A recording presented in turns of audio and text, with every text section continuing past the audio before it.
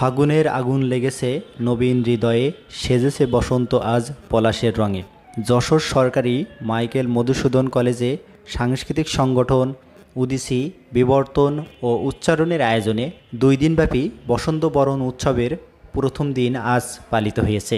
আজ সকাল 10টায় সরকারি মাইকেল মধুসূদন কলেজ মাঠের উন্মুক্ত মঞ্চে বসন্ত উৎসবের উদ্বোধন করেন সরকারি মাইকেল মধুসূদন কলেজের অধ্যক্ষ মর্জিনা আক্তার। এ সময় তিনি বলেন, পরিপূর্ণ মানুষ হওয়া যায় না, লেখাপড়ার পাশাপাশি খেলাধুলা, সাহিত্য ও সংস্কৃতি চর্চা করতে হবে। যে জাতি খেলাধুলা, সাহিত্য ও সংস্কৃতিতে যত বেশি সমৃদ্ধ, সে জাতি তত বেশি উন্নত।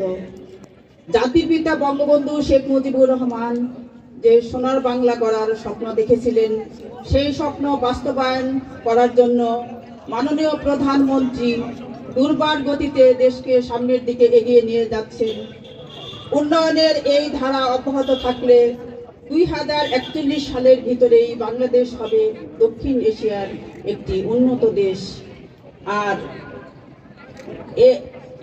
এই উন্নত দেশের আমরা নাগরিক হব। আর এই জন্য আমাদেরকে খেলাধুলা, সাহিত্য ও সংস্কৃতিতে আরো অনেক বেশি সমৃদ্ধ হতে হবে। তাহলেই আমরা 2041 সালের ভিতরেই বাংলাদেশ হবে স্মার্ট বাংলাদেশ, উন্নত বাংলাদেশ। তো আজকের এই অনুষ্ঠান উপভোগ করার জন্য সবাইকে আমন্ত্রণ জানিয়ে এই অনুষ্ঠানের শুভ উদ্বোধন ঘোষণা করে আমি আমার বক্তব্য শেষ করছি। জয় বাংলা, জয় বঙ্গবন্ধু, বাংলাদেশ চিরজীবী হোক।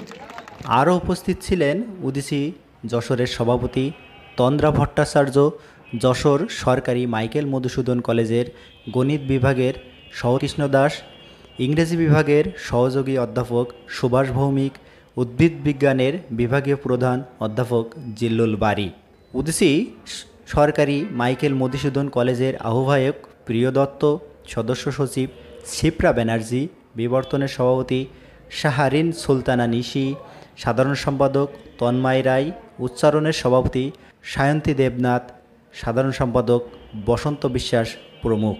সাংস্কৃতিক সংগঠন উদীচী বিবর্তন ও উচ্চারণের আয়োজনে বসন্ত উৎসবে নৃত্য, সঙ্গীত এবং কবিতা পাঠ করেন এসব সংগঠনের শিল্পীরা।